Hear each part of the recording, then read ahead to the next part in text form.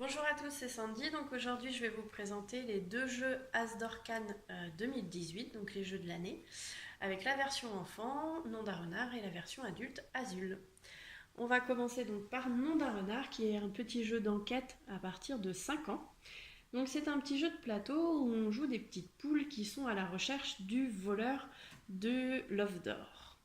Donc pour cela, autour du plateau, il y a 16 suspects. Et nous, on est donc au milieu du plateau.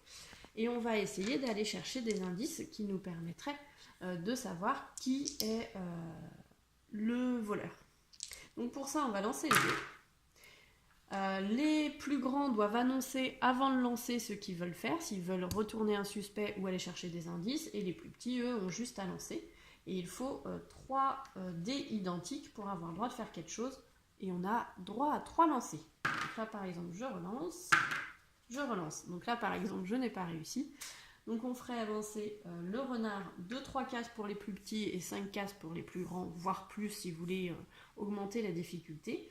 Et si le renard donc arrive ici avant qu'on ait trouvé le voleur, du coup on a perdu. Donc c'est un jeu coopératif, tout le monde joue ensemble. Donc c'est soit tout le monde gagne, soit tout le monde perd.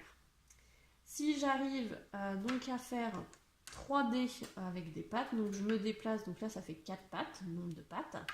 J'arrive à aller sur un indice. Je vais ensuite donc utiliser la petite machine pour mettre l'indice dedans et voir si le voleur a oui ou non une écharpe. Donc là, quand il y a un petit rond vert, donc c'est que le voleur a une écharpe. Et s'il n'en avait pas, si c'était blanc, ça voudra dire qu'il n'en a pas. En fait, chaque suspect a 3 objets particuliers. Donc là, par exemple, on a Béatrice et Eva. On voit que Béatrice a une écharpe, un parapluie et des gants, et Eva, elle a une canne, un collier et une fleur. Donc là, comme on sait que le voleur a une écharpe, on sait de suite que Eva n'est pas la voleuse dans notre cas. Donc on peut l'enlever du plateau. Et on continue le jeu ainsi de suite jusqu'à temps qu'on ait trouvé qui est le voleur. Alors maintenant passons à Azul. Donc c'est un petit jeu de plateau avec des tuiles qui se joue à partir de 8 ans et qui se joue de 2 à 4 joueurs.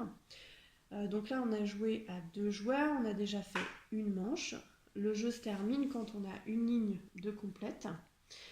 Donc quand on commence un tour, donc il faut prendre sur l'une des 5 tuiles, dans notre cas, une couleur. Quand on prend une couleur, on est obligé de prendre toutes les tuiles correspondantes. Par exemple, si je prends le jaune, je prends les 4 jaunes.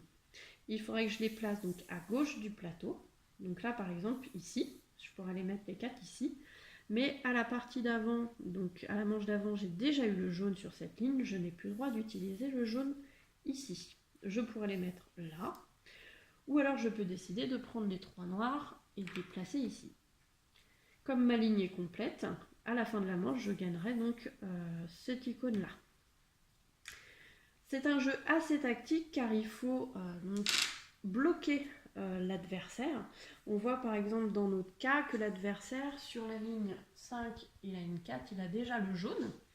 Donc si je lui laisse les jaunes en grand nombre, cela va le bloquer et va lui donner des points négatifs parce qu'il ne pourra pas les placer sur son plateau. Donc voilà, c'est un jeu très tactique où il faut vraiment essayer d'avoir un maximum de points.